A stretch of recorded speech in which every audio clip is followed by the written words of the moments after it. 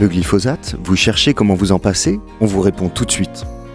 Le glyphosate, cet herbicide connu de tous qui permet une destruction efficace et à moindre coût des mauvaises herbes, est toutefois de plus en plus décrié, notamment du fait des résidus qu'il laisse dans l'eau. En Pays de la Loire, depuis plusieurs années, les organismes agricoles recherchent et expérimentent des solutions pour réduire ou supprimer son usage. Cet épisode présente les alternatives pertinentes en grande culture et polyculture élevage. Les mauvaises herbes sont responsables en fait de pertes en récolte et doivent être maîtrisées.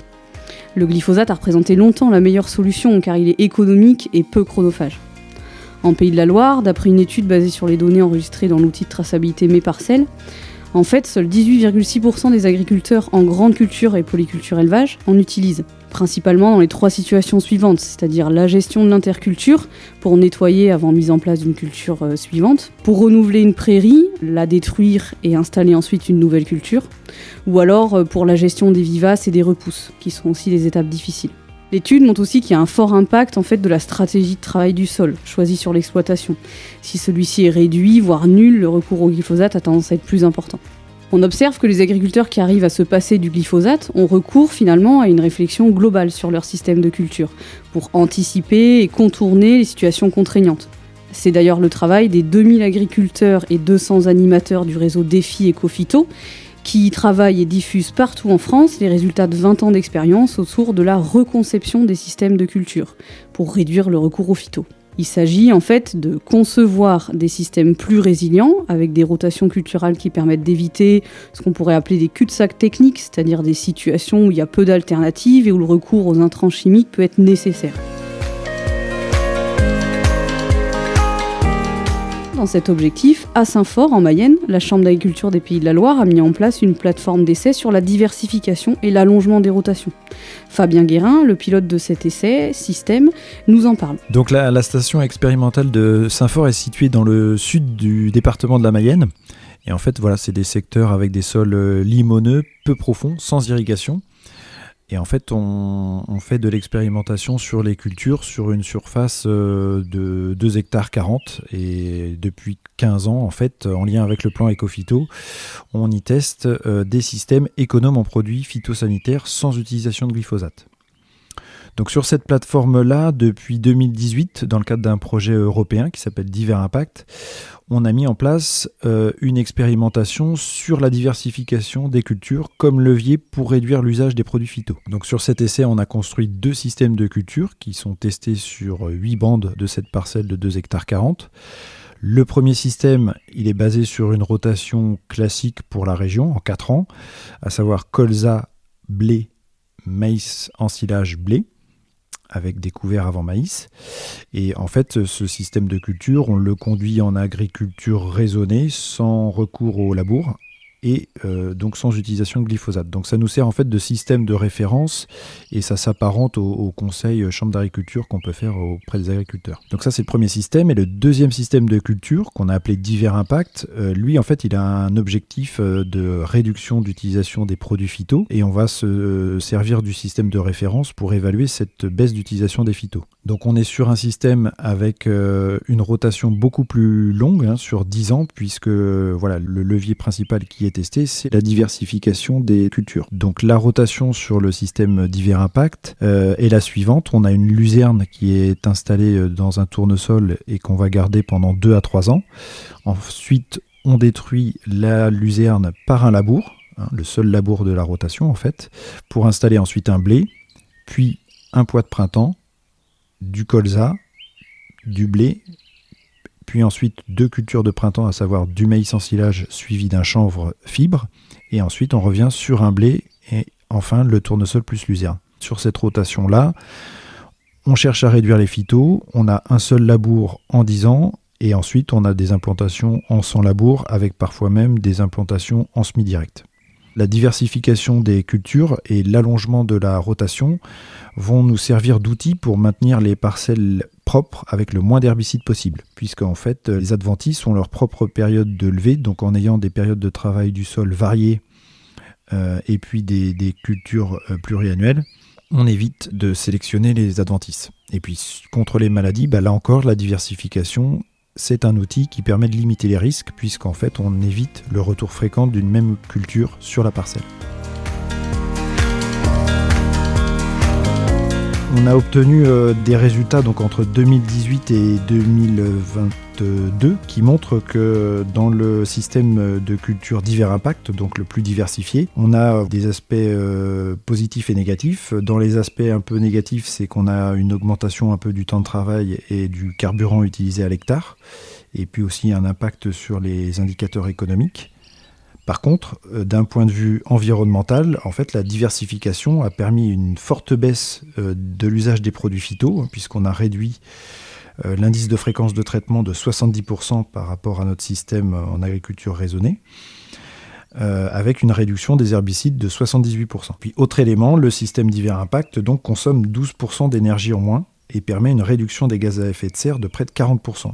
Donc en fait, on a des résultats qui sont vraiment positifs et qui montrent que la diversification des cultures est un outil puissant pour gérer durablement les adventices et les ravageurs en grande culture sans utilisation de glyphosate.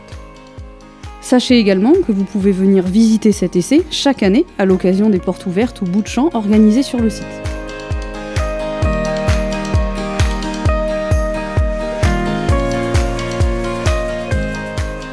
En complément d'une rotation longue et diversifiée, l'implantation d'un couvert végétal entre deux cultures principales s'avère un levier intéressant.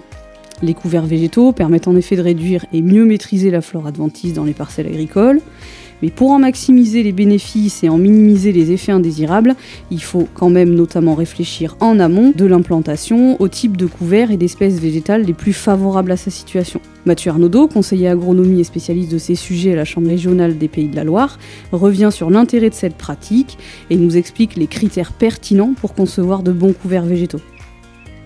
La thématique des couverts végétaux, donc une vaste thématique avec plein de leviers, on va dire, à mettre en œuvre.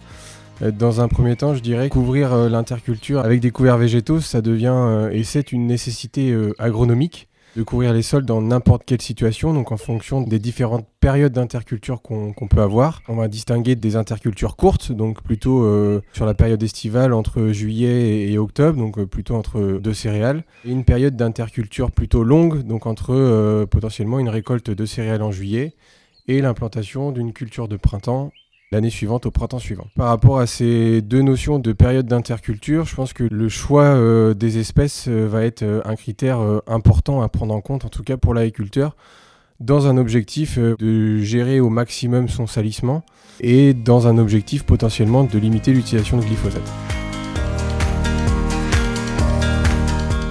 Pour commencer sur la période d'interculture courte, entre deux céréales à paille, dans les situations on va dire qu'on va retrouver le plus souvent, on va essayer de choisir des espèces qui vont être adaptées à des contextes assez chauds, donc avec peu de précipitations et des températures qui vont être assez élevées. Donc là on va plutôt essayer d'associer des plantes comme du sorgho, du moa, du tournesol qui vont être vraiment adaptées à ces conditions météo assez drastiques qui s'avèrent de plus en plus importantes aussi au fil des années. L'objectif ça va être vraiment de faire beaucoup de biomasse du coup suite à la récolte de notre culture, de notre céréale en juillet pour essayer de capter aussi un maximum de carbone et c'est on va dire la biomasse qu'on va produire pendant cette période d'interculture qui va essayer de concurrencer le maximum d'adventices qui vont pouvoir lever sur cette période-là.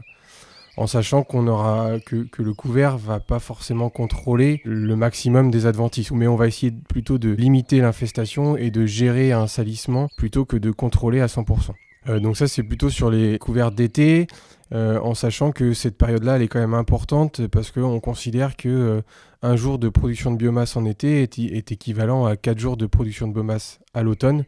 Donc toute la biomasse qu'on aura capitalisée, on va dire, pendant cette période d'interculture courte, sur juillet, août et septembre, du coup ne sera que bénéfique pour la suite.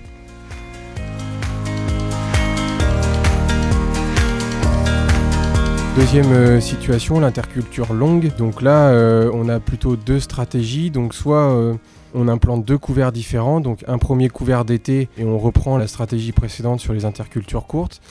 Et on va venir semer en fait un deuxième couvert d'hiver, donc plutôt à l'automne. Celui-ci plutôt à base de graminées et de légumineuses qui elles vont faire leur biomasse plutôt en sortie d'hiver et début de printemps Et donc là, on aura la succession de 2 couverts qui vont être justement adaptés à des périodes climatiques. Deuxième stratégie sur cette interculture longue, on peut privilégier en fait un seul couvert qui va intégrer, on va dire, les 2 types d'espèces, mais auquel cas, il faudra plutôt aussi privilégier un maximum de diversité dans les espèces pour que on ait un maximum de biomasse sur les périodes concernées.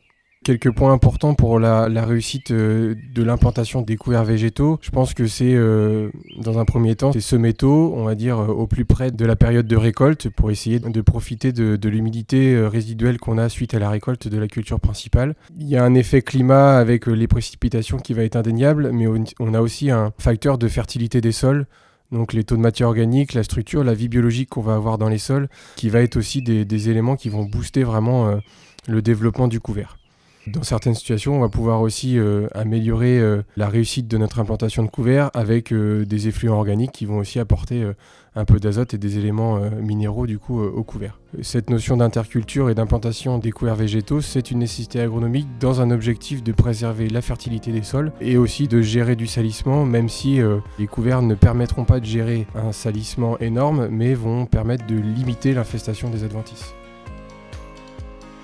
Le choix du couvert, ce n'est pas seulement de trouver les bonnes espèces, c'est aussi réfléchir avant l'implantation à la manière de le détruire en fonction de sa stratégie de travail du sol et du matériel disponible. Cette phase est primordiale également pour assurer une bonne implantation de la culture suivante. Pour éviter d'avoir recours au glyphosate, de nombreuses alternatives mécaniques existent. Alexis Cochereau de l'Union des CUMA Pays de la Loire nous en présente quelques-unes.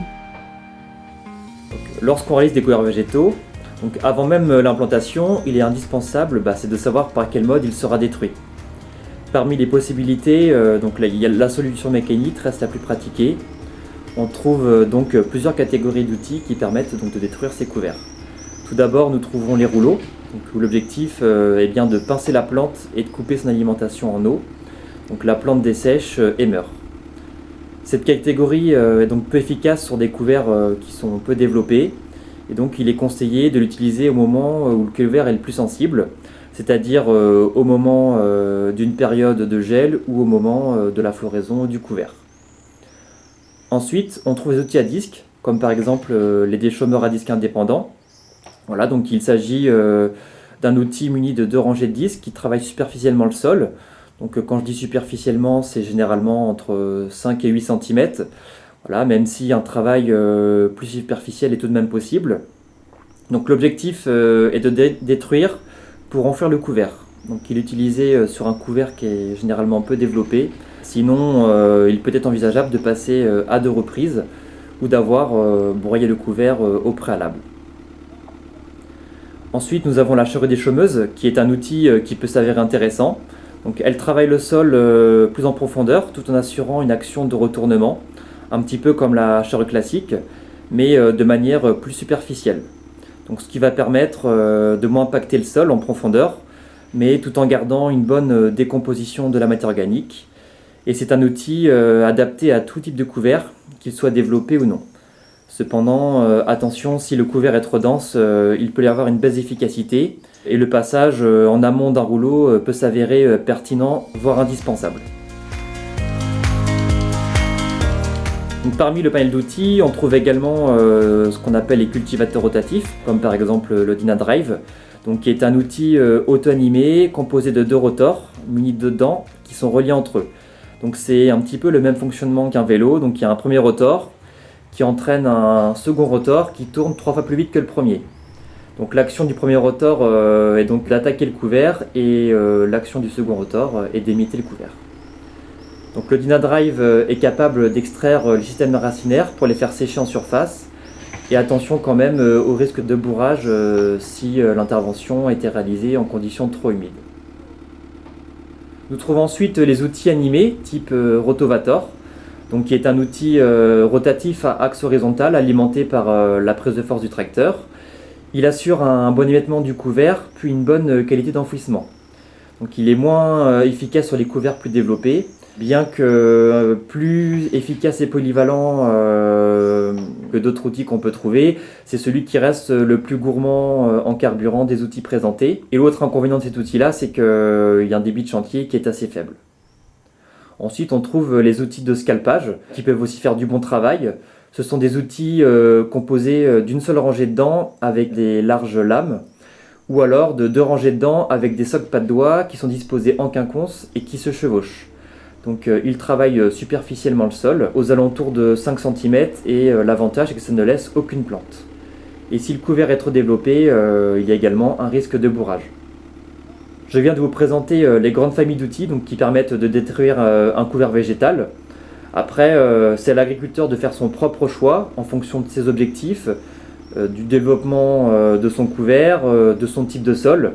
Mais c'est surtout en fait, les outils qu'il aura à sa disposition qui permettront d'orienter son choix. Et donc, une fois le couvert détruit, avant l'implantation de la culture, un passage du déchômeur à disque indépendant peut être conseillé pour détruire les adventices qui repoussent, mais également pour préparer le lit de semences pour la culture suivante. Cette période d'interculture est aussi la bonne période pour gérer les vivaces via une stratégie d'épuisement par fragmentation répétée, par exemple, suivie impérativement par une destruction mécanique au stade de compensation de la vivace. Cette méthode est particulièrement efficace sur chardon des champs, par exemple. L'épuisement est également une stratégie contre les fortes infestations de rumex. Il faut alors travailler le sol en surface après la moisson, puis scalper les pousses de rumex en visant le niveau profondeur du collet de la plante pour éviter de morceler les racines qui seraient alors capables de repartir. Pour des infestations de rumex plus faibles, l'extraction avec un outil à dents incurvées puis le ramassage peut être une solution adaptée. C'est en fait particulièrement efficace dans le cadre d'une prophylaxie visant les tout débuts d'infestation.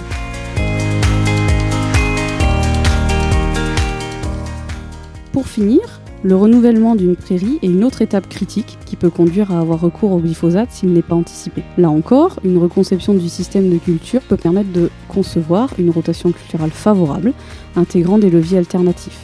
C'est ce que va nous présenter Anne-Sophie Masson, conseillère prairie à la Chambre d'agriculture dans le Maine-et-Loire et coordinatrice du réseau Pousse de l'herbe qui produit un bulletin hebdomadaire avec des préconisations pour la gestion de l'herbe durant toute la saison. Alors, sur les prairies, il y a 3 moments clés qui peuvent poser question sur le désherbage. Dans un premier temps, l'implantation de la prairie. Ensuite, l'entretien de la prairie et des clôtures. Et la destruction de la prairie au moment de la remettre dans la rotation. Donc, en commençant par l'implantation de la prairie, la principale problématique est la levée d'adventices type rumex, mouron, kénopode et autres plantes annuelles qui sont peu intéressantes et prennent la place des espèces semées. En l'occurrence, pour ce qui est des rumex, le semis de la prairie fin août, début septembre va favoriser la levée de dormance. On a donc 2 solutions qui s'offrent à nous. Implanter la prairie au printemps, mais on ne peut pas avoir la garantie que le semis va réussir étant donné la grande variabilité de la pluviométrie des printemps avec le réchauffement climatique. Sinon, on a le semis de prairie sous couvert de métail ou association céréales protéagineux qui va permettre de décaler la date de semis des 2 cultures à octobre et ce qui va permettre de faire un faux semis en amont de l'implantation de la prairie. Le principe va être de semer en simultané le métail et la prairie.